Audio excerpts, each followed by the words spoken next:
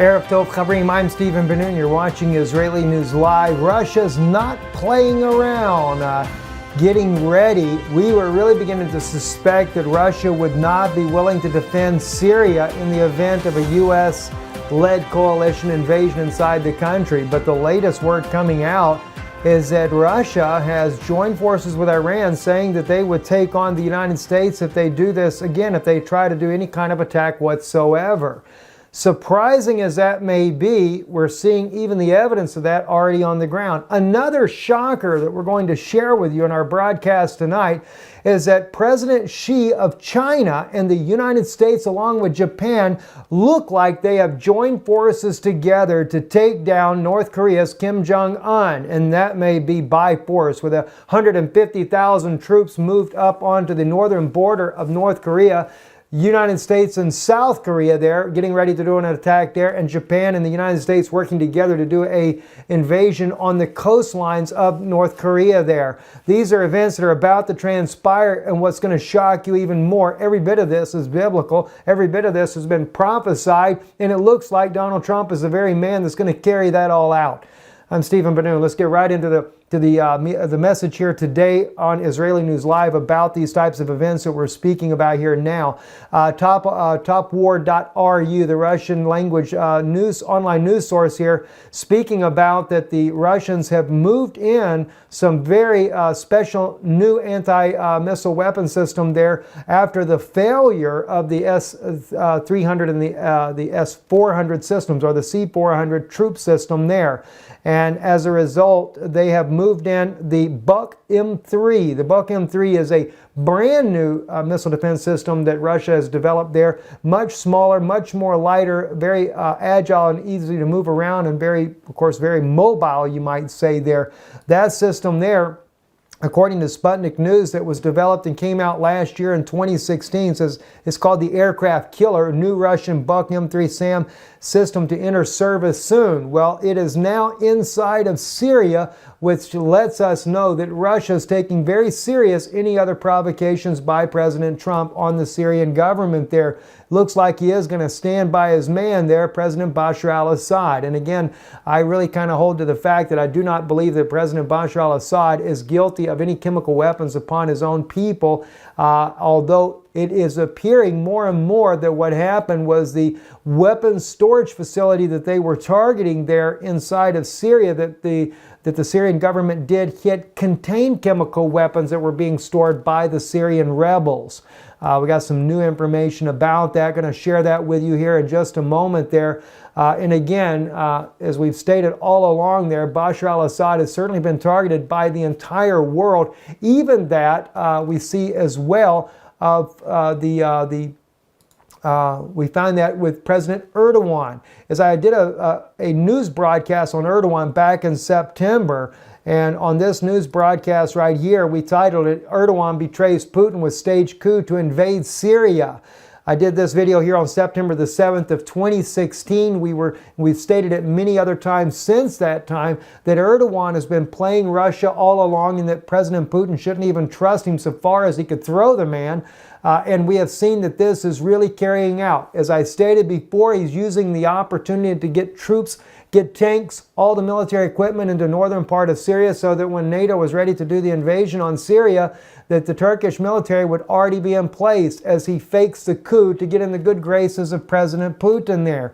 Well, it worked, and of course his colors were shown when President Trump lobbed in the 59 Tomahawk missiles, 23 of those which hit their target inside of Syria, there in home Syria. But of course, President Erdogan was sounding the cheerleading squad off there in Turkey, letting President Trump know that he did a great job, but he should have done more. Well, President Trump is planning on more. Remember, Ms. Haley, for the United States ambassador to the United Nations, also stated that the United States is prepared to do even more. Of course, she did back down just a little bit, saying they hope they do not have to. And of course, Boris Johnson, the Foreign Ministry for England, also speaking about standing with President Trump. He has canceled his meeting with President Putin inside of Russia at the Kremlin there. And of course, Rex Tillerson, as of yet, has not canceled his own meeting, but Putin is not saying that he will actually meet with him. He is supposed to meet with Foreign Minister Sergei Lavrov will be discussing the situation inside of Syria. But I'm sure that President Putin is a little bit disturbed about the actions and, of course, the indirect threat that was made by Secretary of State Rex Tillerson to Russia, saying that they should rethink or reconsider their relationship with President Bashar al-Assad. They've really demonized him. We've covered this extensively on Israeli News Live about President Bashar al-Assad, that he's been demonized. We have had so many third-party groups going in, peace activists that have gone into Syria that have interviewed both sides, including President Bashar al-Assad, including the Free Syrian Army and even other fighting factions inside the nation, only to come back and say that it is clearly nothing but a Western propaganda to demonize President Bashar al-Assad for the overthrow of the country. Can't help but remember, and I've said it over and over and over, General Wesley Clark and how he had gotten the intel and was brave enough to tell the world about it, that the United States was planning on taking down 7 nations in 5 years. They didn't do it in 5 years, but they definitely are on course to take down all 7 nations, with Iran being the last one on the list. But it looks like North Korea is kind of being thrown in the mix as well. Let's back up just for a moment, though. I want to take you to Ray McGovern and what he had to say in an interview here, a very interesting interview. I think it'll be a blessing to you about Syria and his own intelligence information that he has from military friends on the ground in Syria, and whether or not President Bashar al-Assad was guilty of gassing his own people. Listen to this. Okay, Ray, what have you heard about this latest attack that caused Donald Trump to launch missiles? Have you heard anything from operations people who are on the ground there? We have. Now, I must tell you that we have about 15 active members of VIPS. Some of them are incredibly well plugged into NSA, for example, and in this case, to the military on the scene. So we got word a day and a half ago that the attack on that, well, the attack that released these chemicals in Syria, this was not a chemical bombing or chemical missile or something like that from a Syrian aircraft. Rather, it was a targeted bombing or missile attack on what was suspected to be an arms depot in the rebel-held territories. You want to get the arms depot, right? Little did the Syrians know it was full of phosphate, full of all kinds of chemicals. Right? And you've heard that from people on the ground? That's correct. Okay, and people in the military. Now, the question is, of course, even though people at the, let's say, lieutenant captain level know that, and let's say they have the courage to report that up the line, there's no guarantee that other people who fancy themselves as mad dogs, as does the Secretary of Defense, Mad Dog Mattis, report that up to Washington. We have a guy at CENTCOM who has this kind of bloodlust for Syrians, okay? So whether that got up to the president or not, I can't say. All I can say is that everyone that I'm connected with used all the contacts that they had to make sure that the White House knew. And we are, through other channels, assured that indeed the White House did know, that the CIA played it straight, and yet Trump was persuaded by whomever to do what he did last night. And that makes it just a real, well, what's the word?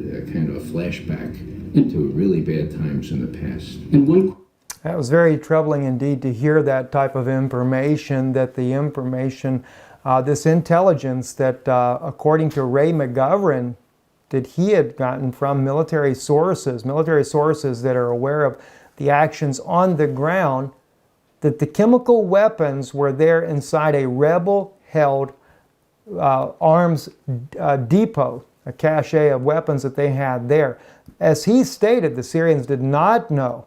And he said the CIA actually played their part in getting that intel back to the White House. But whoever it was that persuaded the president to make the attack regardless, with this intel, if this really is factual information, and it does seem to be so, clearly we have seen the evidence of a buildup of troops and making ready for an invasion of Syria all the way back to President Barack Hussein Obama, who authorized the Desert Camo military equipment to be sent to Germany, Germany to Poland, Poland to Romania, and of course Romania, they were only waiting to be loaded onto the ships sent down into Lebanon and also into Jordan, the Gulf of Aqaba, as we quoted you directly from Already Happened, the news source there, online news source with investigative journalist Lorenzo.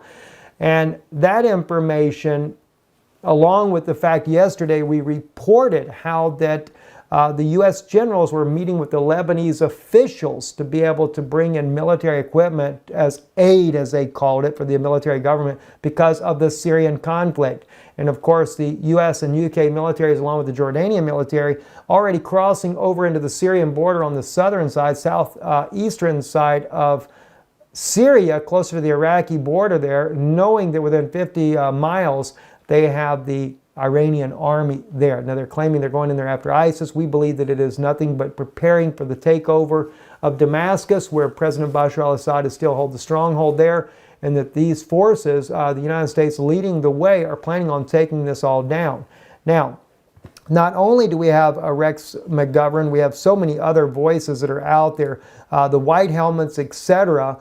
I actually have a video, and I don't think I have it available right now. I'll look and see if I can do it real quick about this. You remember we shared with you the white helmets and what they were doing as far as they were decontaminating these supposed sarin gas victims, but what was very interesting was in the process of their decontamination, they didn't use any type of protective gear when only one drop of sarin gas could easily kill a grown man. So that was all suspect to begin with. Now, Partisan Girl, she'd actually uploaded a video. It was very interesting, and I don't think that they allowed it to stay up. We'll just see if they did. It's this one right here. This was interesting here. This was a kidnapped journalist, John Cantel. And now John, he is captured by ISIS. He is being used to make propaganda videos.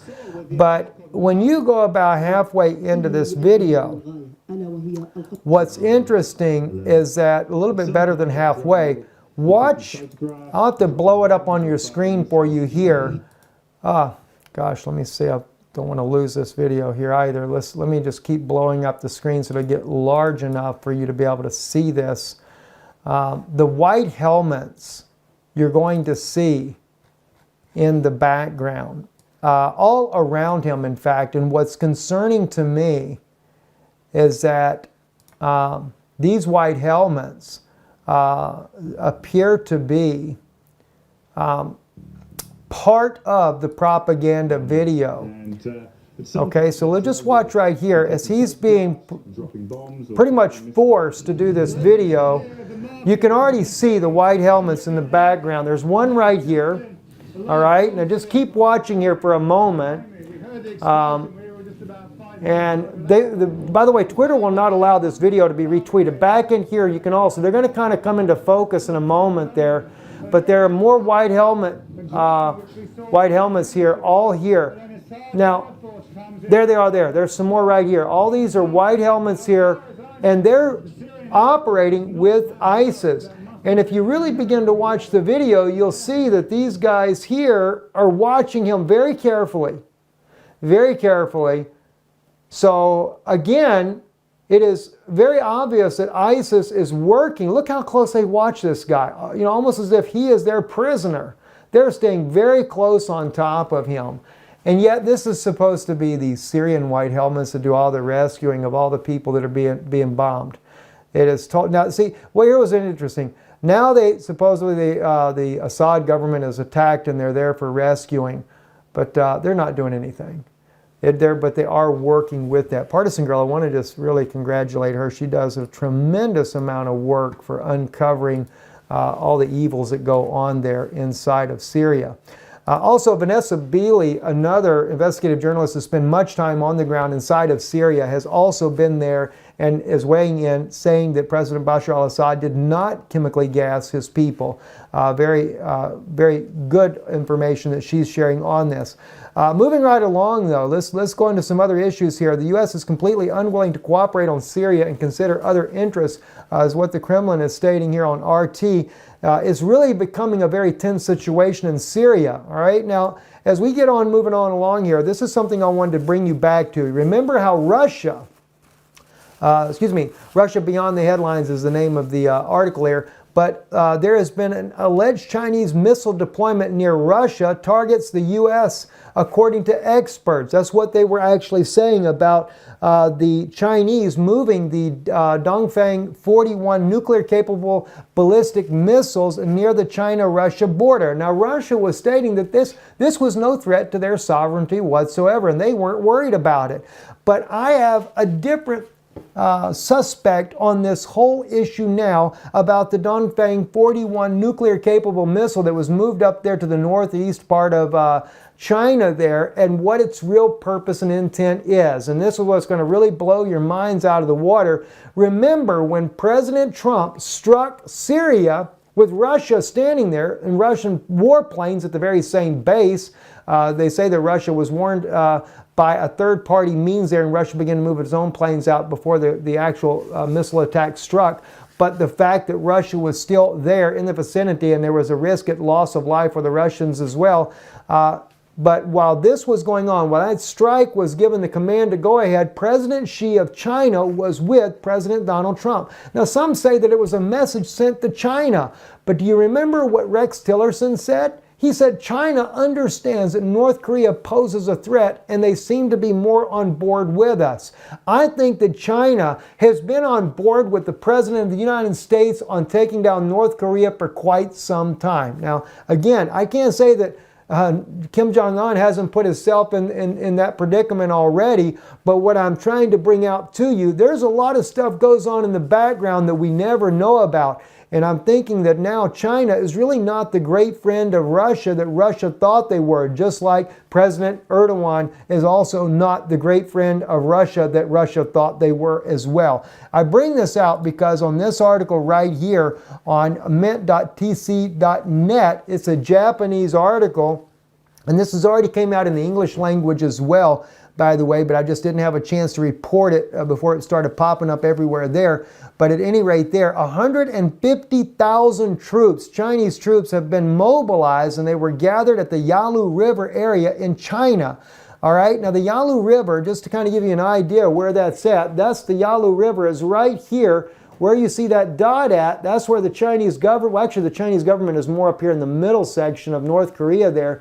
But the Chinese government also has a base, actually they have a base up in this area here, but I don't know if this is where the troops are gathering or not because it's closer to Pyongyang, but China has moved a massive amount of force there, and also those nuclear warheads were moved up into that region there. I originally thought this was going to be aimed at the United States because it just gives them a little bit closer range there to target the United States from there. But now it's looking like just the opposite. The United States is building up its own military presence here with Seoul and South Korea. Japan also getting ready to launch that invasion from the east here, coming in on North Korea. The U.S. will work with them. The U.S. also sending in the strike carrier force there as well to strike North Korea. China working with the United States to take down North Korea.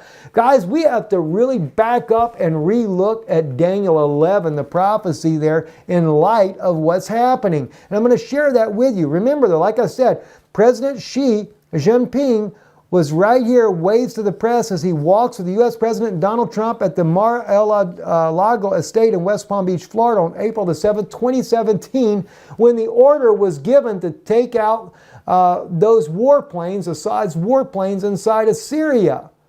Well, what's going on then? What kind of relationship has President Xi got with President Trump? Looks like Russia's relationship with China may not be as strong as we thought. Now, I'm only saying this as a conjecture. Can't rule it out completely that China won't end up siding with Russia later and end up turning on the United States. That's still a very good possibility, but we got to take some other things into consideration. Also, Tillerson, even China sees what a threat North Korea is to our interest. So it looks like that China was thinking this months ago. We reported it. We reported that the DEFCON 41 was being moved into position by China, but we thought this was all over the United States. I noted, though, it was close to North Korea, but I didn't think North Korea had anything to do with it, because why? North Korea and China are actually allies. But that looks like all of that is changing. Let's jump over here to Daniel chapter 11, though, and take a look at some of the prophecies here, and maybe we can get an idea of what's going on from a biblical standpoint. Verse 38, but in his place shall he honor the God of strongholds, and a God whom his fathers knew not shall he honor with gold and silver and with precious stones and costly things. And he shall deal with the strong fortress with the help of a foreign God. By the way, that happens to be the British Empire working with the Vatican. Whom shall he acknowledge, shall increase glory, and he shall cause them to rule over many, and shall divide the land for a price. That land, by the way, was the Middle East after World War I. Remember, the British Empire, with a very close covenant with Rome, began to take over this land after they toppled the Ottoman Empire, and they divided that land up. And Israel really faced a backlash from Great Britain in this process, as well as Great Britain made a promise to give all this land in 1920 for a Jewish homeland, including everything west of the Jordan River and east of the Jordan River, including the modern-day country of Jordan. But it didn't take but 2 years before they changed their mind, and as the Bible says, for a price they divide up the land. And yes, they give Abdullah II, King Hussein's son, the land of Jordan as a prize for helping them to defeat the Ottoman Empire. So that land has been being divided up for a price. And then, of course, didn't go much longer than that. In 1947, Resolution 181 was dividing up the land again. Yet it was supposed to be a Jewish homeland. I guess that was just all a pretext. It really wasn't a Jewish homeland. It was a Rothschild invention, no doubt, in order to take over all the Middle East. But you have to understand, what they were not expecting was that the Jewish people would actually get to that homeland and begin to build a nation. They did still have their puppets inside the government that they made sure got in power there and continue to get in power, such as Shimon Peres and others as well, that have been able to manipulate the government there of Israel into doing a lot of dirty work for Rome, including that of working against President Bashar al-Assad there in Syria. But the land has continued to be divided up. Remember, during the Holocaust, no Jews were allowed to migrate to the land that was promised to them. Instead, they tried to let Hitler kill off as many of the religious Jews as they possibly could, and secular Jews as well. But after the war, they finally made it home. They began to build their nation. That's why I am for a Zionism where the Jews that are coming home to see their Messiah, to recognize who their Messiah is. I am for that, but I am not for a Zionist, political Zionism of the Rothschilds. Totally against that. Of the greater Israeli project, I am completely against this type of ideology altogether. But biblically, we can see what goes on. And they said they would divide the land for gain. Remember, the British mandate was for Israel. The French mandate was the Syrian Empire, and all these empires were redivided up, the lines redrawn, all by the British Empire to begin with, and the allies that helped them to conquer this land. Now, we move on, and of course I guess we see that Bashar al-Assad is not being the good boy that they expect him to be, so therefore they're overthrowing him and taking him out of power. You know, it's kind of interesting. They say that he gassed his own people, but you know what's interesting? In 2012, Bashar al-Assad outlawed GMO food being allowed to come into his country because he cared about the health of his people and did not want their DNA affected by GMO food. That's interesting, isn't it? Man does everything that's totally against a new world order. Maybe this is why they really want him out of power. Moving down to verse 40, in a time of the end shall the king of the south push at him, and the king of the north shall come against him like a whirlwind, with chariots, with horsemen, with many ships, and he shall enter in the countries and overflow as he passes through. Now, some people try to say that this is Russia, but it's clearly definitely not Russia. Russia only came down to one country, Syria. But the United States, who happens to be the military arm for NATO, for the Vatican itself, who runs the United Nations and NATO as well, they have actually overthrown all of these countries, as it was said by General Wesley Clark that the United States was going to topple 7 Middle Eastern countries. Remember that? Including Libya, Lebanon, Syria, Iraq, Iran, all these countries. We didn't forget about that, I hope.